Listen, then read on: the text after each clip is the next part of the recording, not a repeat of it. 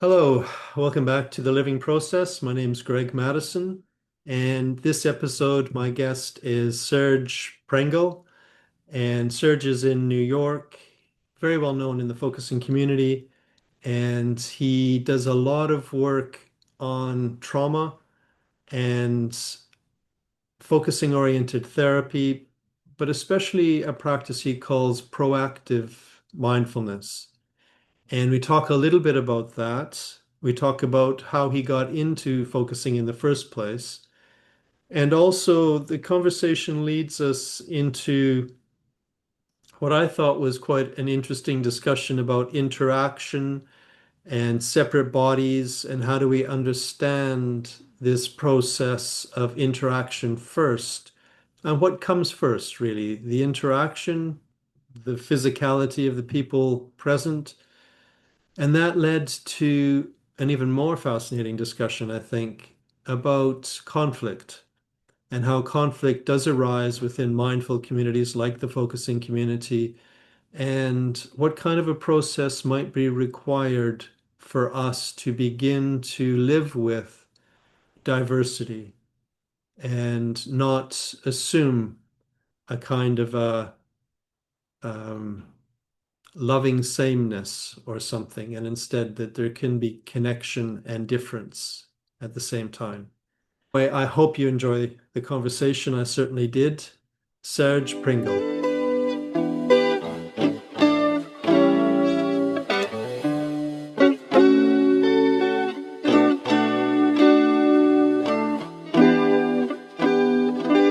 Serge Pringle, thank you very much for coming on to the Living Process.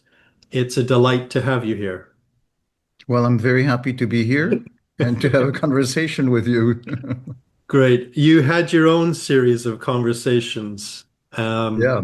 so this is kind of following on in your footsteps. The thing I always like to ask people, first of all, is just how did you get into focusing? So I got into focusing from reading the book Hmm. way back when. And that was at a time where Gene Gendlin was still in Chicago. And in the back of the book, there were some notes about if you wanted to teach to learn focusing, contact this place. And it was still the time of sending envelopes and just and so I got the name of the person in New York who was teaching focusing at the time, and I organized a little group, and that's how that's how I learned focusing. Wow. So you started from the book, and that was interesting enough that you wanted to pursue it. Yeah, yeah. So what happened next? You got enough out of that experience So that, what happened next is at the time there was no community in New York City.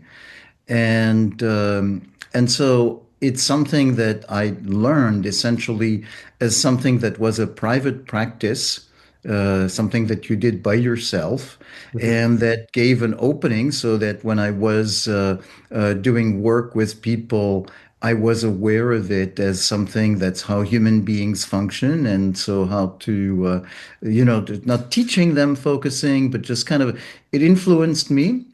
And Mhm. then it took a while, so many years later, a friend was learning focusing and said, Gene is in New York and there is this gathering. And so I attended and I discovered there was a community. And that's my second reintroduction to focusing as something that's essentially a community practice, or at the very least, a partnership practice. Mhm. I think that's quite common that Yeah, people find it once and then find it twice. yeah. So you were already a therapist when you found focusing. No, I was in my transition to being a therapist at the time. Okay. Okay. Yes. So did it start to show up in your practice as a therapist, or was that later? It showed up in ways that would be very subtle, more in my understanding of, how people work. um, in a sense of that maybe there was some value in not knowing the right word, Mhm. and maybe some value that pausing was not a lull in the conversation, but something that actually could be productive, but not very formalized. Mhm. That Because makes essentially at that time, focusing was something that I thought of as an individual practice.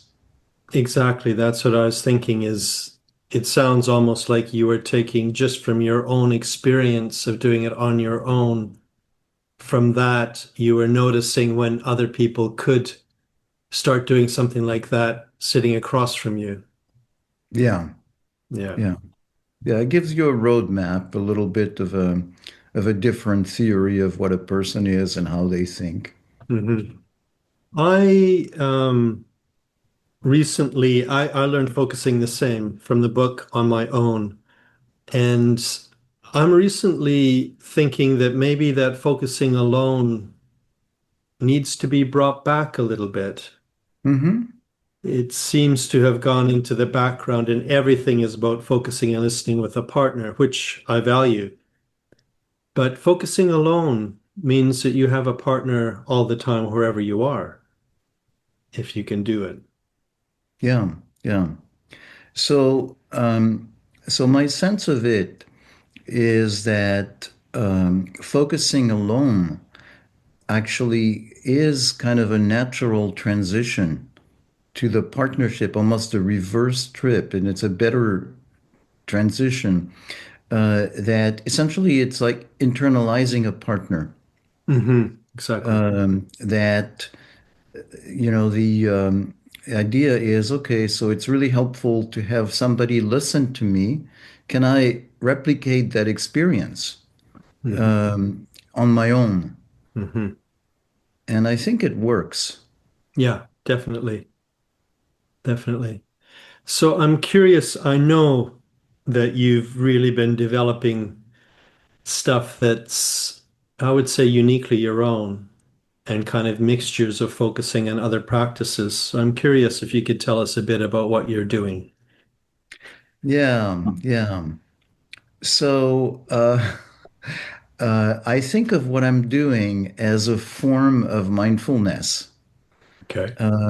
that I call proactive mindfulness to differentiate from mindfulness is very much in everyday language and essentially on the one hand it's become a cliche, it's become an all-encompassing umbrella. On the other hand, it's also very associated with the practice of meditation.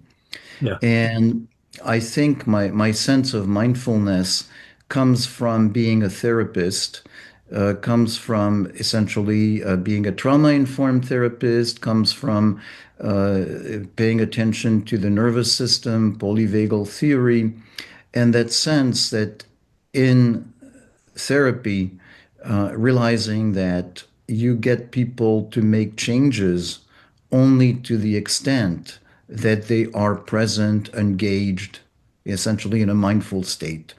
And so it's also helped my sense of focusing, that focusing is not something that you can do in any state, but essentially focusing happens if you are in that window of being mindful.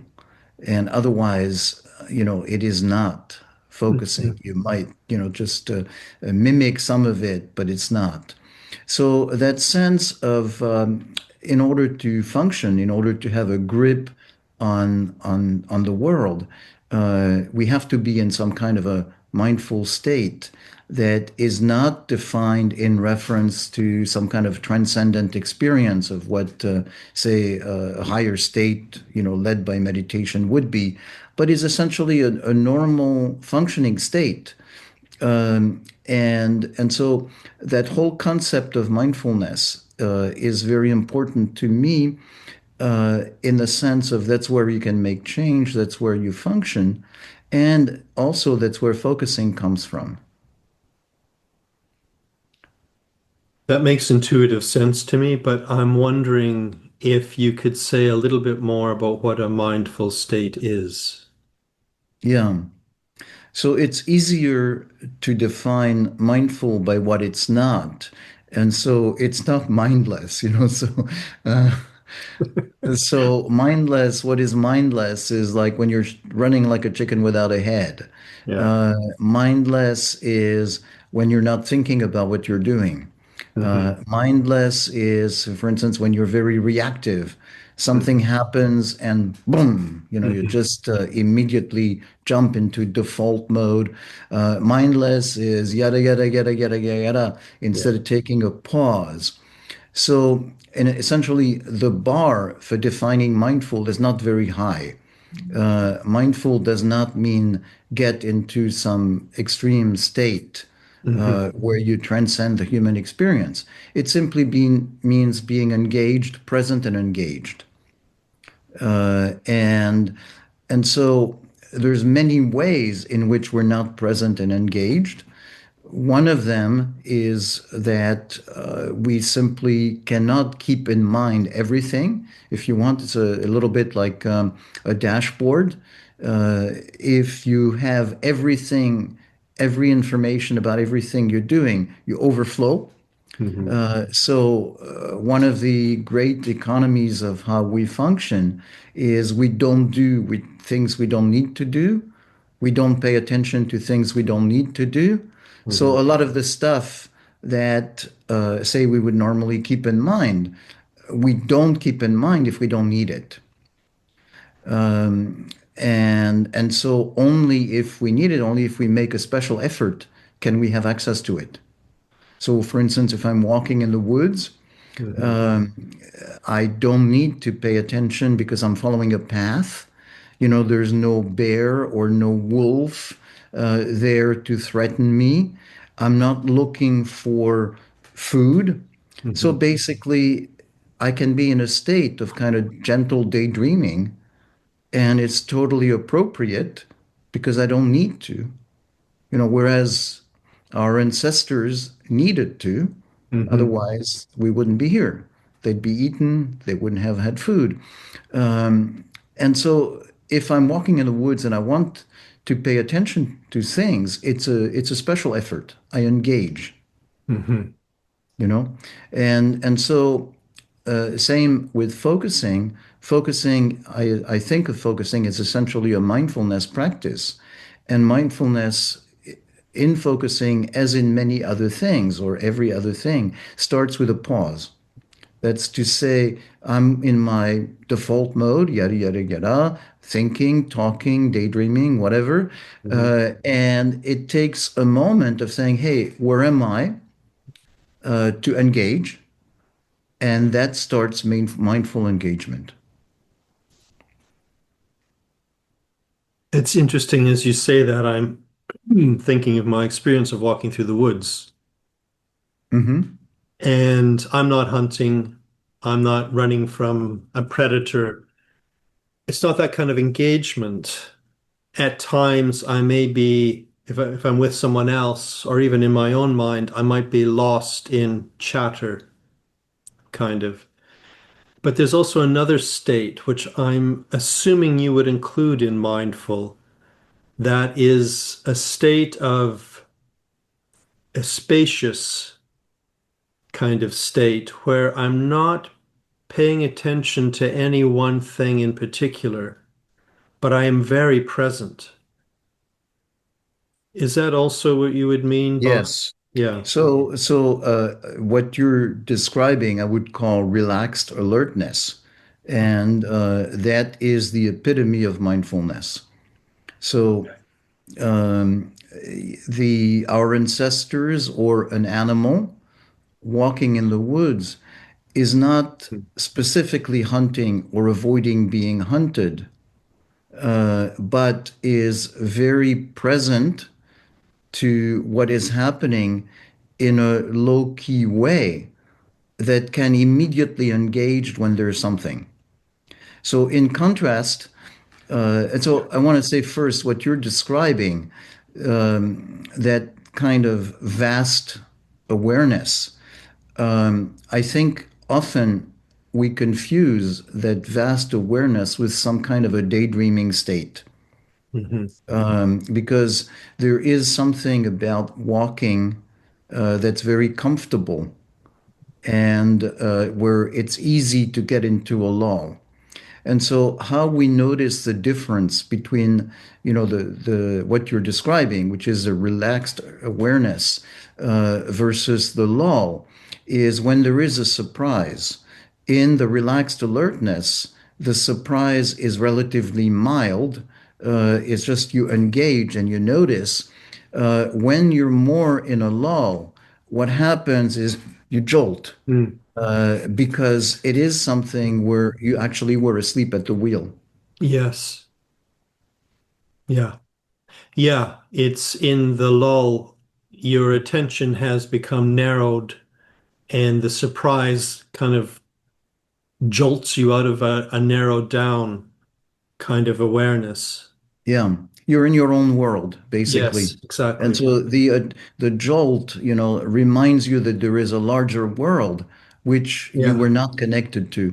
exactly. Whereas in the relaxed alertness, you're calm but very connected to the outside world. So Mm. something happens, you're ready for it. Yeah.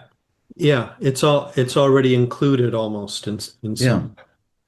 And that relaxed alertness is very much what the felt sense comes from. It's Mhm. essentially that monitoring of the outside environment and ready to see where you are in situation to the world. So that's very much an interactive space.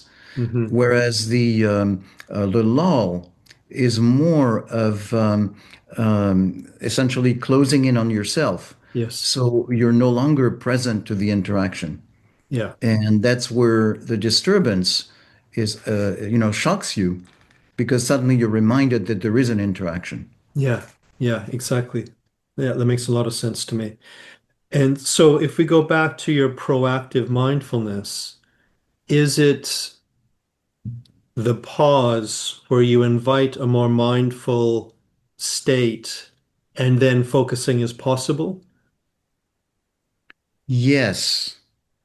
So, except, the pause itself, Hmm. I think as a subset of engaging. Like essentially, if you think of it in terms of interaction, that everything is interaction, if you're more in a lull state in the daydreaming, Hmm. you're actually kind of withdrawing from interaction.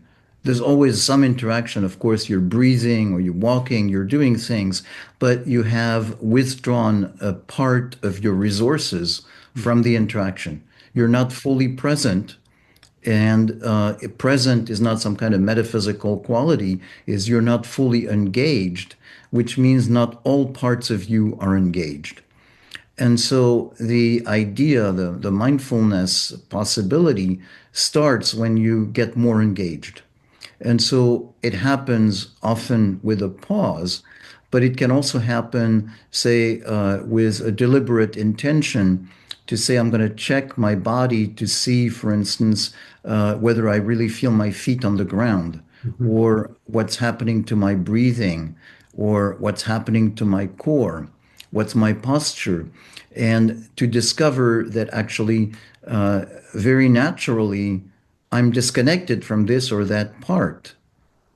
And, without even going into trauma, simply normally, because I don't need to be at this time to function, I am disconnected. So, where mindfulness comes is re engaging. Hmm. And, um, and so, usually, the re engaging is best done through the body because we tend to kind of go away into some kind of a cocoon. And going through the body means shifting attention from whatever happens in our mind to re engaging with the body, which means re engaging with the world in a way that is embodied and fully interactive.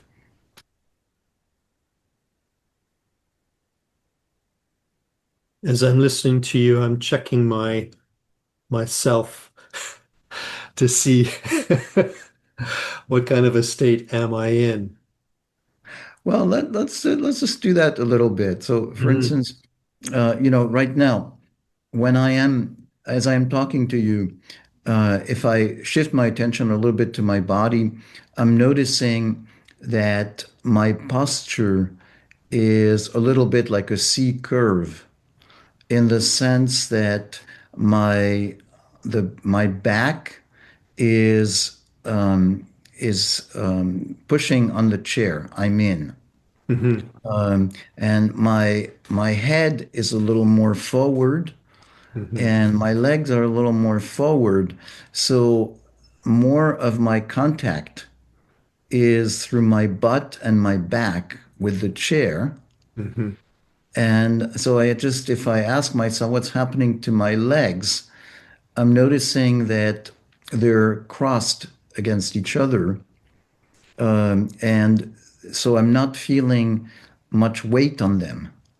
And so if I'm curious about it right now as I'm talking to you, I'm moving my feet a little bit. And now I'm feeling the soles of my feet on the ground. Hmm. And as my soles touch the ground, I'm noticing that there is some energy that's coming from the contact. So it's not again some energy that is actually coming from the ground. It's that touching the ground with my feet activates my muscles in the legs. And so it's as if, but not, of course, physically, but as if my feet were capturing energy coming from the ground and that energy coming up. And the more I stay with it, the more I notice that my torso is straighter. Hmm. And it's been a moment that my torso has moved from being against the chair to being straight. And so I feel more of that energy coming up. And as it's happening and I'm feeling it more, I'm feeling my shoulders opening up a bit. And my breathing is a little more open. And so right now, as I'm doing this, I'm also feeling there's energy in my hands as well. Hmm.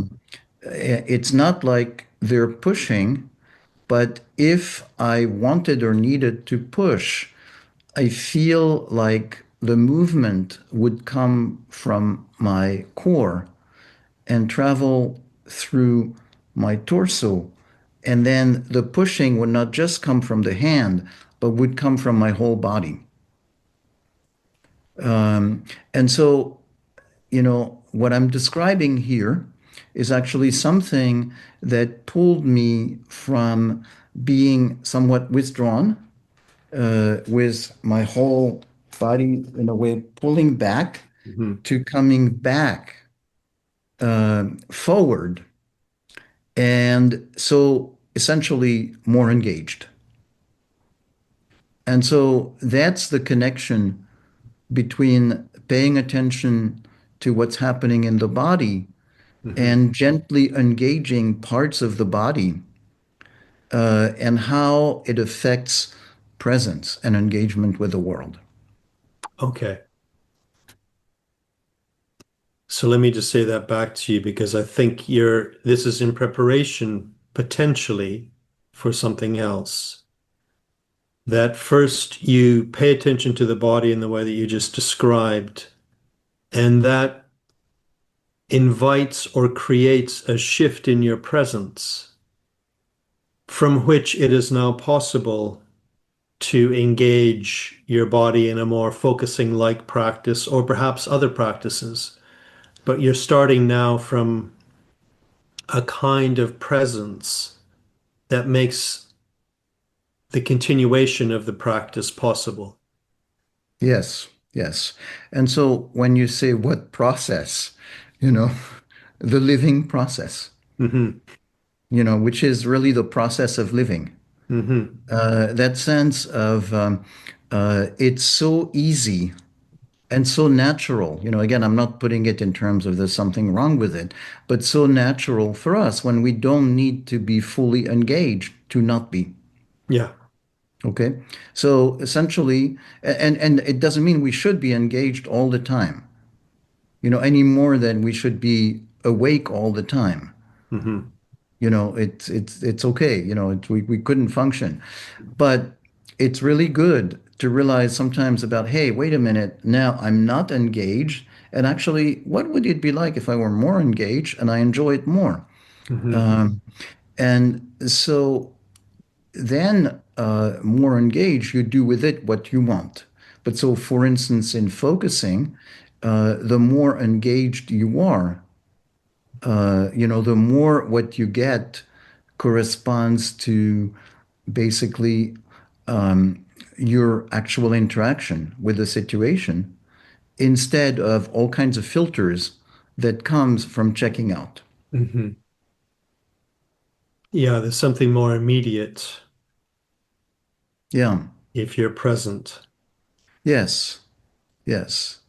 So, and the notion of presence is again when we talk about presence in usually we think about it as an all-encompassing quality, Hmm. like you're either fully present or you're not. And in fact, even most of the time, we're not fully present, but we're somewhat present. Hmm. Just for instance, I noticed that before I was more slouched, Hmm. I was still able to talk to you, to make some sense, to say things. So coming back does not mean that I was not present there, but is really like becoming more present, engaging more parts of my body. And so what it is most of the time, our awareness is more in our thoughts, in our mind, Hmm. and checked out from the reality of being a human being. And again, if you think of a living process includes living, which means it includes the body, And so uh, just having a mental awareness of being present essentially avoids a large part of life. And the engaging is almost, as I was describing before, starting with the feet, there's almost a sequence in which you discover parts of yourself that for the moment you forgot. So it's really like coming back with a full deck as Yeah. opposed to functioning with only part of what you have. I'm struck by how physical it is. It is very physical. It is very physical. Again, that whole concept of, living means physical. Hmm. You don't live Hmm. without the physicality. Yes. And so, um, we have this amazing capacity to think and to dream and all of these things, and they're wonderful, uh, but they're cut off from the physicality of being a human being. Yes. So I'm curious immediately whether, or not whether, because I'm sure the answer is yes, but how you bring it into working with other people. So, a large part of it is essentially being aware of it and not necessarily voicing it explicitly. So, for instance, in the focusing world, among focusing oriented therapists, you have some people who say, working with focusing with clients means, in a way, teaching them focusing or telling them. And I'm part of the group that says not necessarily. Mhm. Focusing gives you a roadmap for yourself and for people Mhm. that helps you mold or at the very least have a sense of what's happening and orient it and shape it. And that a lot of the focusing comes from people unconsciously absorbing the process. So I think that working with the body is very similar to that. It starts with my own awareness of my own process and noticing, being in touch with it, being in touch with what I'm noticing in the other person, in the client, noticing the interaction uh, gives an enormous amount of possibilities to orient the interaction. And so sometimes, yes, you can make a direct reference to body, and it's very useful sometimes. But just sometimes, just simply noticing what's happening in the body gives you a way to orient the conversation through words or through your own posture. Again, tracking what happens in a way that's very similar to what we do when we just use regular focusing. Yeah. Where there is a milieu, there's an interaction happening, and you have so many different ways of having an action on this, on what's happening. That doesn't have to be necessarily explicit directions. Yeah. Yeah. So as a practitioner, your attentiveness to your own living process during the session, your body and the way it's responding to the interaction, that will guide you implicitly at least. You might make it explicit, you may not make it explicit, but implicitly it's still guiding you. Yeah, yeah. And so, when you say your attention to your own living process, as part of the living process, the larger living process that's going on in the room or in the Zoom room, Hmm. with the living process of the client, the living process of our interaction, so Yes, that there's not a separate living process that is mine, exactly. but in a way, again, interaction of the various parts of the living process Hmm. and being in tune with the living process that's going on Hmm. at large. Yeah, I agree with you. I'd like to ask you a question about that. Mhm. When, as a therapist, you're paying attention to your felt sense, um, how do you understand that felt sense? What is it? What is it a felt sense of? Yeah.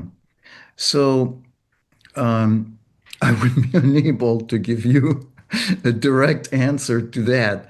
But essentially, my sense of the felt sense Yeah. is that it is a manifestation of what happens at a bodily level about the living process. Like being in interaction means orienting. That it's noticing what's happening in the situation, Hmm. and at subconscious level, at an implicit level, the body has a sense, the body mind. I don't mean to separate, just to say but not the intellectual mind. The implicit body mind has a sense of the situation. So, and that sense is actually automatically carried forward in the neuroskeletal system. So, for instance, if you're in a place where you have a sense of danger, kind of, it's going to be like this with the shoulders kind of rounding up. Hmm. Okay. So, what the felt sense is about is, essentially interoception. It's a capacity of our brain to scan the inner experience, and gives, like, the felt sense is an experience of how the neuromusculoskeletal system is reacting to the situation. And so, for instance, you're going to have a different felt sense of the situation. Is oh, something's happening there, or there's a smiling face across, and yeah, like your whole body is opening up to respond. Yeah. So it's picking up that implicit reaction of the body mind to the situation. So the felt sense is not something, like it's not, um, I mean, we all talk about it in the focusing community about how the felt sense is an embodied experience. But sometimes people talk about it as if it were like a thought bubble in a cartoon, Hmm. where it's floating up there, and and I have a very physical understanding of the felt sense. It's Hmm. essentially something that is located in the body about the interaction of our body mind with the situation we're in. And so it's very physical, and the carrying forward is very physical. The carrying forward is not an abstract philosophical concept, Yeah. but say, if, for instance, there's this and maybe there's this, and the carrying forward is getting in touch with the movement that's implicit and allowing it to fully express itself. Hmm. Okay, and so it starts with sensing it. And then you have that, what we traditionally call the felt sense. Oh, there's a little something in my stomach, whatever. And as you stay with it, it's not that so much we understanding more in an abstract way, but we stay with it. And so we understand better the physicality of what that felt sense wants to do.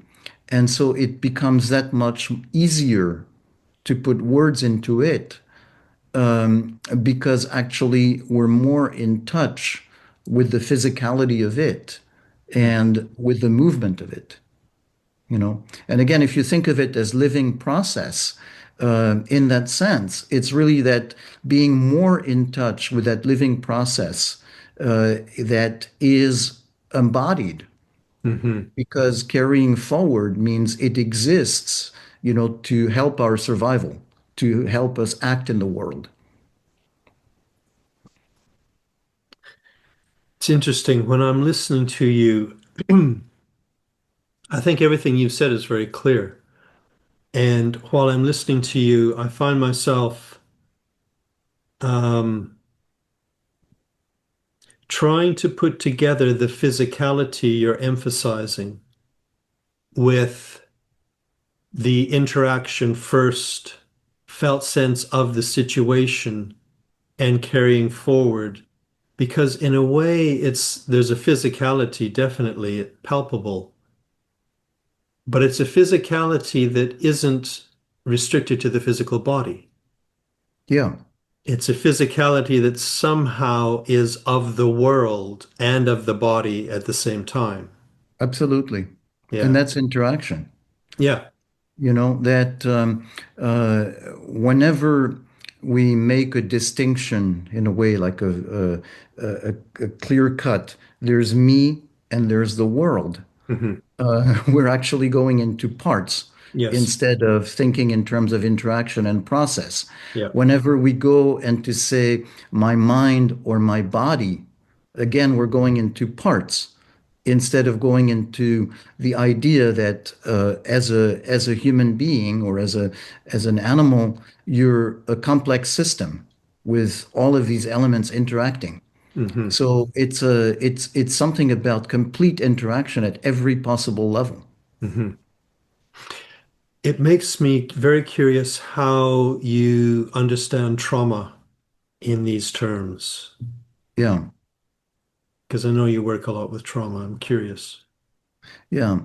So I mean, as most people who work with trauma, I think of trauma as a continuum, as opposed to, oh, there's those big things we call trauma. Just like in a hospital, you have the trauma area for people who come from road accidents or things like that. Yeah. But see, I have a much larger sense of trauma, which is anything that is beyond our capacity to deal with at the moment, Hmm. is something that we cannot process. Hmm. And so, as we cannot process it, it stays unfinished. Yeah. And so in that sense, unfinished. Again, I have kind of a physicality of it in the geography of the brain. Normally, everything is interconnected, uh, and trauma is something that essentially gets into something that's like a silo. So it's not that people have dug a silo to bury it there, but it just like the concept of silo is there's walls, there's a lack of connection Hmm. between that experience and the rest of the brain and the rest of the cells. So as a result, when we come back to a situation that triggers us, Hmm. the trigger means we immediately fall into the silo, so that in a way think about it as a well or a silo where you don't have connections to the rest of the brain. So the trigger means that you then relive the old experience Hmm. instead of having connection to the present moment. Hmm.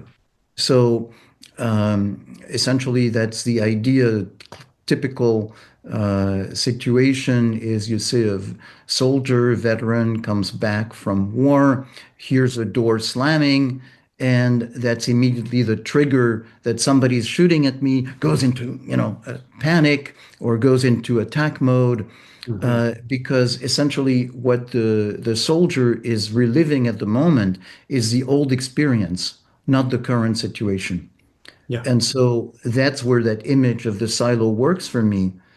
And how we deal with trauma is actually putting cracks in the walls of the silo so that if you think about it like nervous system can connect, the little cells can connect with cells that are outside. And the more cracks we put into the wall, then eventually the walls crack down. Hmm. And then that part is reconnected to your whole brain. Hmm. But the brain itself, connected to the whole brain, means in practical terms, being able to see what is happening in the moment, as Hmm. opposed to only seeing what is projected on the walls of the silo. So you have, in a way, shifted from being prisoner of past experience to being in the present moment. It's interesting when you give that explanation. Every time you use the word brain, I'm slightly surprised. I'm expecting the next word to be interaction. But then when I think about it, um, I think it's actually saying the same thing when you're talking It about, is. It is. yeah, siloed or being siloed from the rest of the brain. You're actually also talking, that's exactly how a Yes. person is able to withdraw from interaction. Yes. Yeah. So the key part when you said, so how? Because it is returning to interaction, Hmm. but the how is about making the connection to the cell. So in a way, it's a brain-centric explanation Hmm. of what is, in fact, more interaction in the world. And Yeah. so, yes, in the process of conducting therapy, obviously, I'm not there, breaking the wall or soldering little cells together. You know, I'm just describing a sense of how it is restoring functionality to the connectivity of the brain. Hmm. But the connectivity of the brain is also the correlate with what it is to engage with the world more fully, Hmm. you know. Hmm. So then there is, it's simply another way of expressing the same reality Yeah. that, of engagement. Yeah. And I'm thinking that there may be very many different ways of so-called, I would say maybe softening rather than cracking the Yes. silo. But there may be many different ways of doing that. And I'm thinking one of them is to attend to the body explicitly. And there could be physical things that can be done with the body that are helpful. And another way of addressing it would be actually through the interaction with another person. And so again, if you think that interaction is everywhere, Hmm. essentially nothing you can do is not interaction, and nothing you can do is not the body. Like these are different conceptual frameworks or different degrees of emphasis to address the same reality. Hmm. Yes. Let me see if I can say it slightly differently. Because in some sense, your client is a person over there Yeah. with a trauma, for example. Whatever a trauma is, in this case, it's something that is really restricting that person's presence in the world Hmm. and that causes them to be very reactive in certain situations. You, as a therapist, could perhaps, if you're a body therapist, you might actually work physically on the body of Hmm. that person in some way, or EMDR or something like that, for example. But you could also do something that's much more interactive, and by that I mean more relational. That Yeah. these seem to me to be very different avenues, all potentially useful, maybe. But the interactive one, it could be that somehow in the interaction, the way you are with them is indicates to them, to the part of them that is withdrawn, that there is a safe presence here. There is a safe interaction within which that part of the person could consider. Maybe, I mean, I'm making it very kind of like it's a person in there, but could consider that maybe this interaction is no longer the interaction it's protecting itself from. Yep. Yep. Yep. Yep. And yeah, by being the kind of environment within which it may reassess its need to be in a silo. Yes. No, that's I want to give you maybe an example that talks Yeah. about what you're talking about. Yeah. Great. So I often in situations with clients like to use role plays Hmm. as a way to address a situation that's not abstract Yeah. and engage people in actually replaying it and possibly finding a different ending to it. And so here comes a situation where I'm talking to a client about, would you consider doing a role play in here? And and the client, you know, is, first not much of a reaction, and and kind of hesitates a little bit and goes, and there's a can sense that the parts may be okay, but that part feels like trying to be in forced compliance, and go, I'm not so sure. Okay. And so then my reaction is wonderful. Okay. So you found the place in you that actually is in touch with what you want and it's not following me. That there was that sense. The hesitation is I'm going to see a therapist. This guy seems to know what he's doing. I should be doing what he tells me because it's for my own good. But this is that thing of no, actually, there is a value in being myself. And so then how this is relational and this is changing the relationship of, which is essentially I'm caught in a quandary.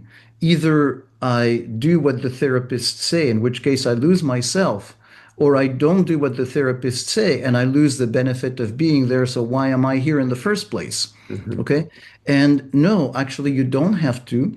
And so you notice then in the rest of the interaction how the client's energy just goes up and up and up from having had that, kind of very tentative, maybe, and I'm not so sure, and to, and that, the physicality of the coming into presence becomes more and more there because it's a moment where that reaction has been validated and made room for. Mm-hmm. Yeah, exactly. Yeah, it's interesting. It reminds me of some of the stuff that I've heard you talk about in terms of shared field. Hmm. And I'm wondering how that fits with this because I feel like you're kind of pointing to that in a way. And again, I'm curious how you think of that and the physicality, the emphasis on Yeah. physicality going together. Yeah, yeah. So the notion of shared field Shared is field, that yes. there's not just you or Hmm. me, Hmm. but there's something happening. Yes. And so again, shared field, you could also say it's like it's a living process of you, the living process of me, and the living process that includes both of us. Yeah. Um, and so if you think of it as field, it's an abstract term. And Hmm. so it goes into, well, I can't touch it, so I must be imagining it. Yeah. But if you think of it as process, then process is less abstract because you can see manifestations of the field. And so, for instance, right now, I'm seeing you nodding. And so I look at my picture on my screen and I'm noticing the nodding. And so there is a nodding that's carrying on both screens. Okay. So that's a perfect example of something's happening. I'm nodding or you're nodding for your own reasons. But there is also the noticing the nodding that unconsciously carries. Hmm. And so, in that sense, the physicality of it is present if you think of it as process, and it becomes less of, shared field is some kind of a notion, but you can see how things are being transmitted and influenced as Hmm. it's happening.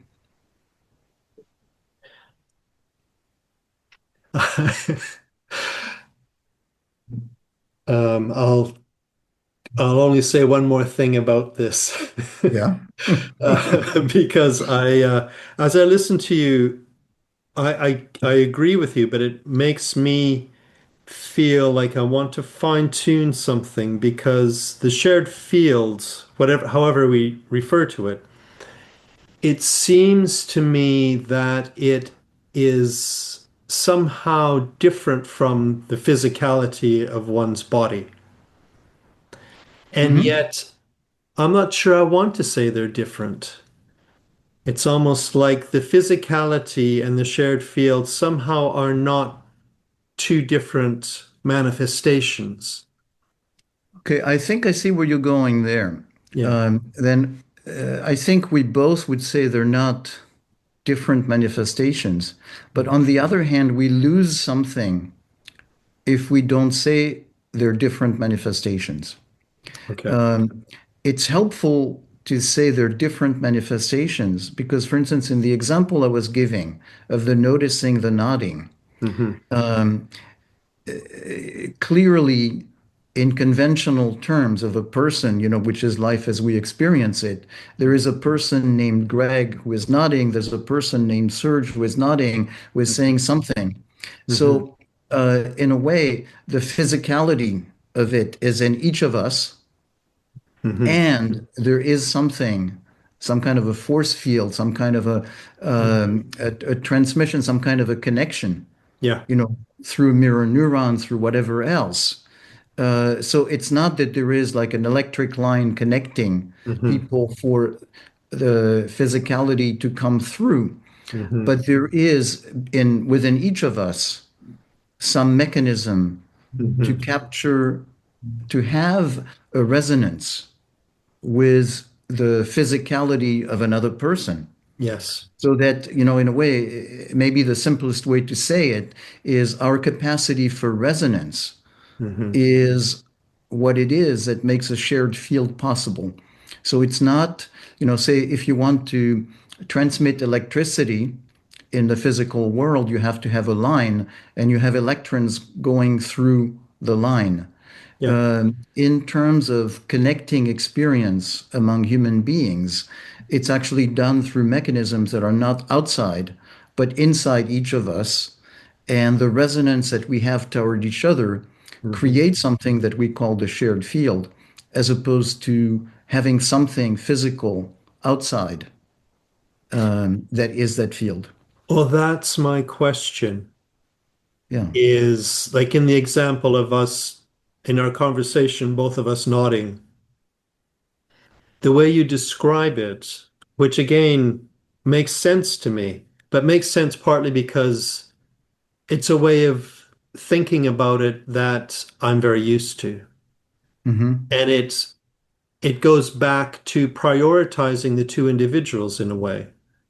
And then that there's a shared field that's perhaps created somehow by our physicality and our physicality mirroring each other, or however we understand that. But I'm wondering if it could also be that first there's a shared interaction, and it's actually rather than I'm nodding at you and you're nodding at me, I'm being nodded and you're being nodded, and then I own it and say I'm nodding. But in fact, I'm being nodded, and it's at times maybe even slightly arbitrary which one of us is being nodded, Yeah.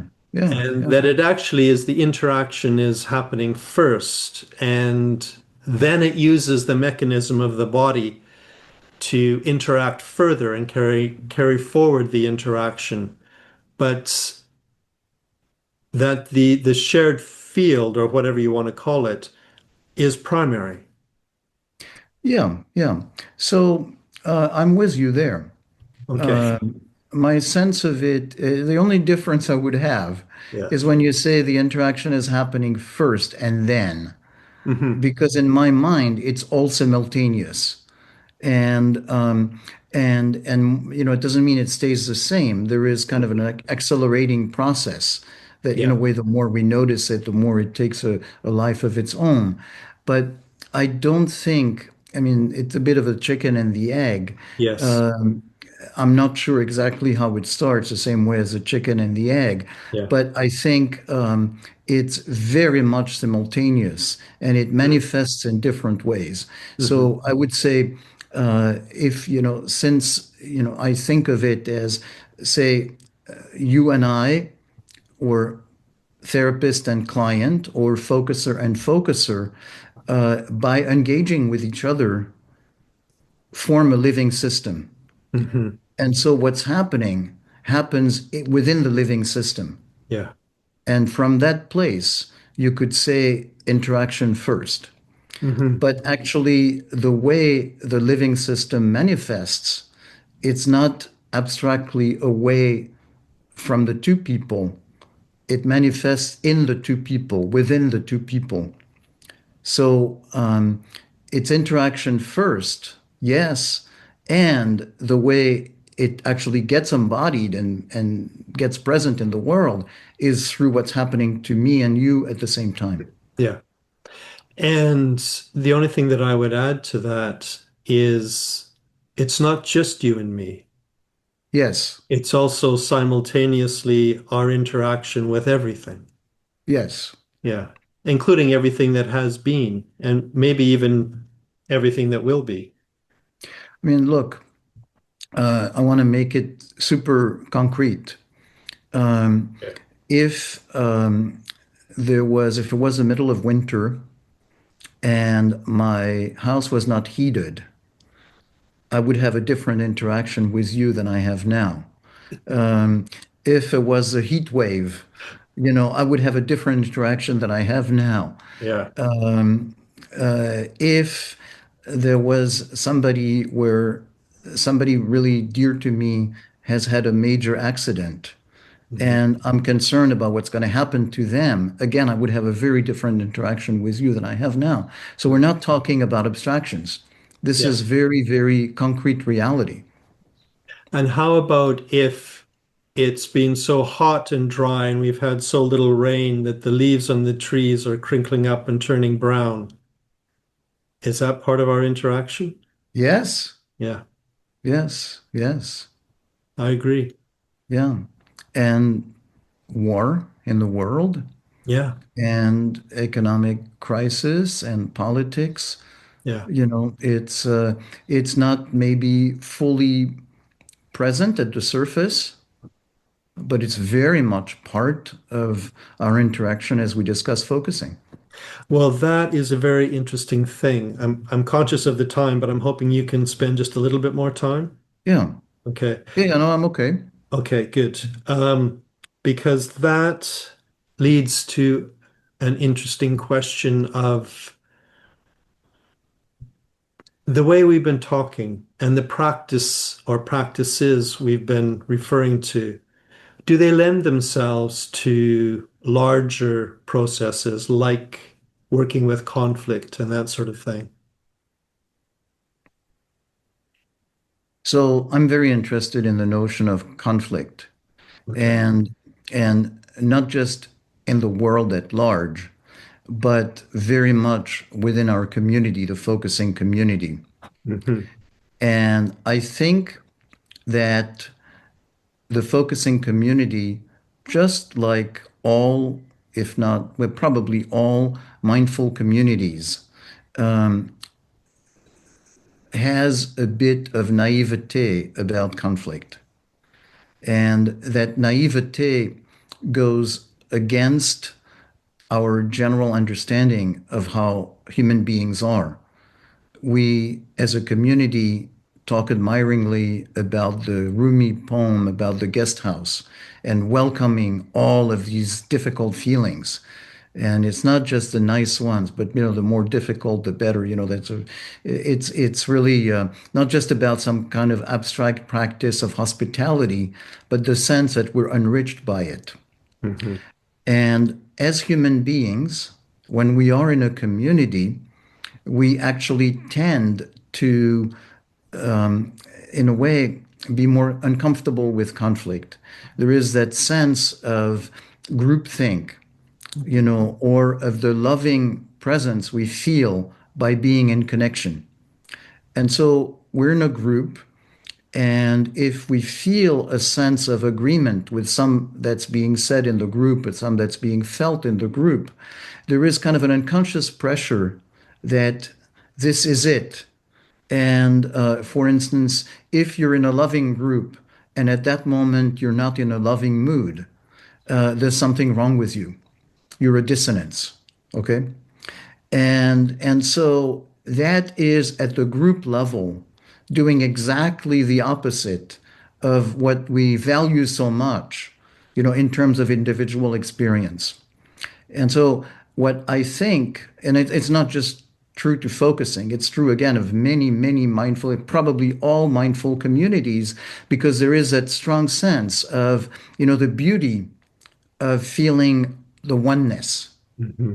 And it is absolutely true that it's a wonderful experience to feel oneness.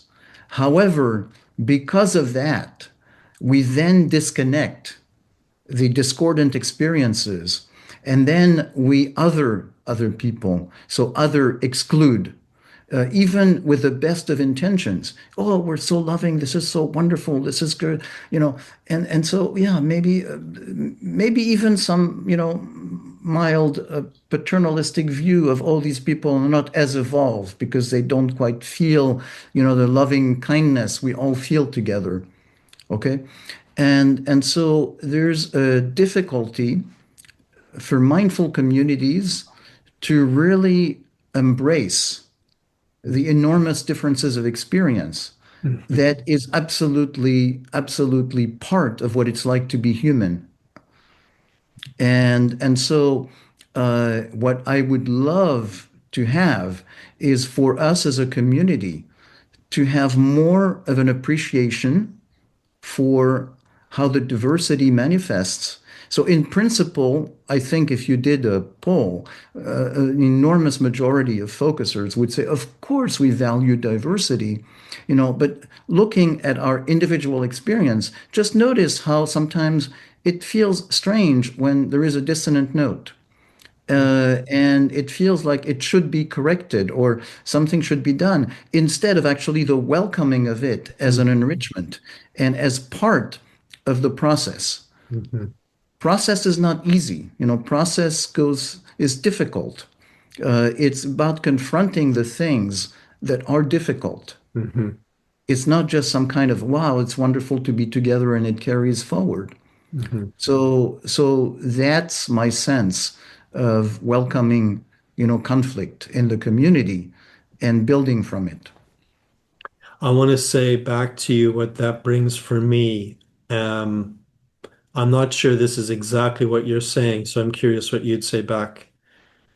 But I think, well, this is what it made me aware of, is that in these kinds of mindful communities, meditation communities, focusing, all sorts of personal growth communities, there's a bias towards the positive human development and how wonderful that is. And maybe we can get a little carried away with that sometimes.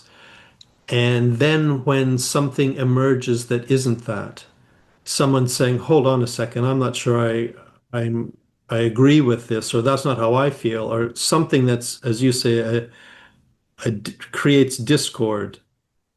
We don't know actually how to handle it.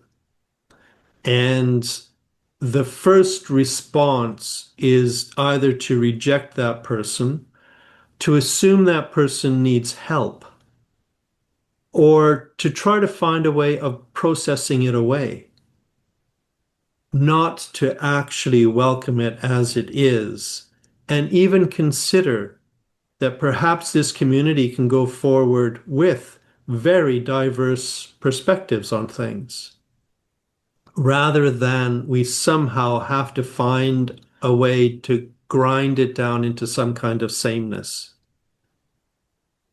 So I love your last phrase about grinding it down into some kind of sameness. Yes, which is, the tendency we have is in some ways that we could find a commonality.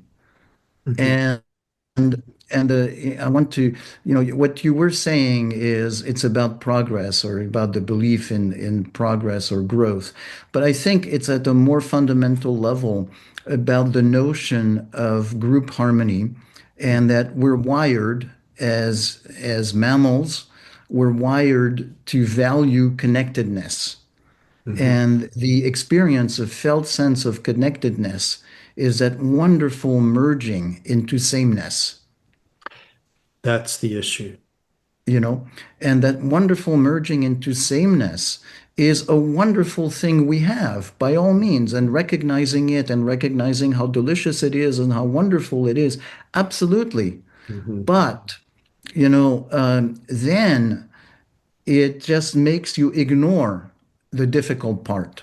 Mhm. And so it's not, that the experience of merging into a whole is bad. Of course it's wonderful. And of course it's our, gift as mammals and as human beings. Mhm. But then to privilege it at the expense of actually the the difficulties that happen, the differences. Mhm. And the differences are that, not all of our interests are aligned. Yeah. Um, when there is conflict, there is something in which there's going to be some loss. It's impossible in most situations to have everybody equally happy. It's an illusion. It's a fantasy. Of course, the win-win is great and it happens often enough. And, I'm not at all advocating fighting as opposed to finding harmony. And but the notion that, like in a Hollywood movie, is there's a little bit of a discussion, and wow, a solution is fine, and everybody is so happy, Mhm. is impossible. There's going to be some hurt. And part of the human experience, as Buddhism says, includes the experience of suffering. And if we don't make room for the experience of suffering, of differences, of disharmony, Mhm. we live in a fake world. Mhm. And so it's not going to be possible to actually find true harmony from Yeah. there because we're just trying to hide what's happening and then it disintegrates. Yes, I agree. The thing that feels important to me is this assumption that connection requires harmony and that connection requires sameness. Yeah. And I think that I don't think that's true. I think that connection, I certainly can feel very connected to people that I really disagree with. Hmm. Part of our connection is our ability to disagree and either respectfully disagree or continue to fight about something. Yet it doesn't disconnect us. It also reminds me, my previous research was on the experience of home and how home, people assume home is built on sameness, that we're familiar with each other, we know each other, those kinds of things. And yet for some people, that degree of harmony or being as one with one another is very claustrophobic. There needs to be some diversity for it to really feel like we're connecting. Otherwise, it's not very convincing. There needs to be Yeah. something there that we can have our mutuality and our difference at the same time. Yes. Yes. So there's a Martin Luther King speech in which he talked about the big house and the Uh-huh. big house being Earth, the world. Hmm. And that the only way to make it work Hmm. is to make a big house that's welcoming of all the differences we have, Hmm. race, class, whatever beliefs. Um, and so there's something that we have absolutely no choice because the differences are there. So Hmm. it's about how we handle them. Yes. And there is way to handle them that says you have to cut off all that's different. But what happens is that the more you cut off what's different, the more actually we differentiate into the smaller part. Yeah. When you said, for instance, you home would be, oh, in a small home, when you say a nuclear family, 4 people. Actually, even in a small nuclear family, if you don't make room for some differences, then there's some rot happening, Hmm. you know? So it's about finding a way to live with what is. So the last thing I want to ask is just, do you have a sense of how to actually kind of work with this? For example, in the focusing community. So, my sense of it is it's not something that you address with a 1, 2, 3 process, kind of a step process or linear process. I Hmm. think it comes from an understanding of how the community has built-in diversity and how strong our pull to harmony is, and guided experiences of realizing that actually tolerating the differences, the disharmony, the sense of danger can actually lead to something that is manageable as opposed to destroying the community. So I think my sense of it is process.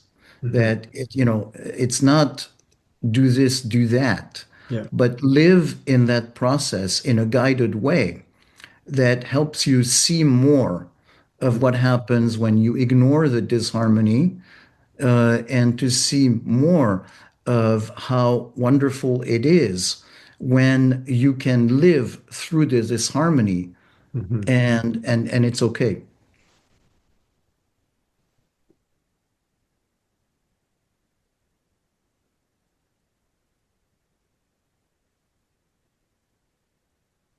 Yeah, I agree. I want that. Hmm.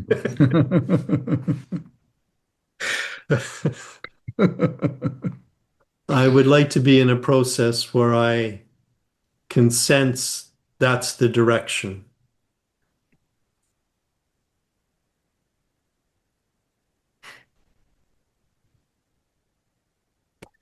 So, is there anything else that you'd like to bring up or that you're passionate about or working on at the moment?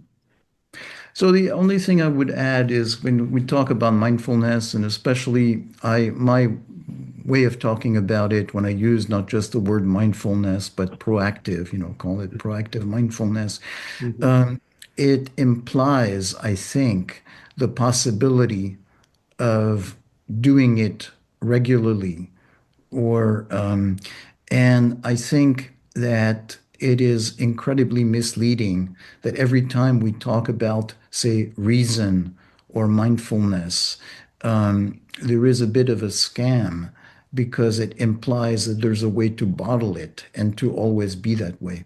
I think what characterizes us as human beings is the blind spots we have. And even some of the most amazing people have done the most for mankind and great leaps had their own blind spots. Mhm. So it's built in. And so, what's very important to me is when we talk about something like mindfulness or proactive mindfulness, to really be fully aware that it is greatly limited by the blind spots, and that the more we imagine that we don't have blind spots, of course, the more we're fooling ourselves and the more dangerous the situation is. Yes, that's that's the challenge.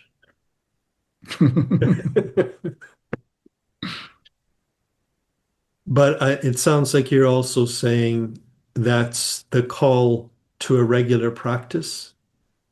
Yeah, a call to a regular, of course, obviously a call to a regular practice, but with that kind of humor, Hmm. cosmic joke Yeah, that just you do it, but you we have a great ability to fool ourselves, yeah. you know, and and we have a great tendency to talk about the future as if we knew it. So even, for instance, if I say we should have a great practice, I'm embodying the place of I'm way into the future or outside of the human condition, where with great wisdom I can say that having a great practice is the answer. And of course, I'm not there. And so there is kind of a joke in making a big pronouncement as if I knew. Hmm.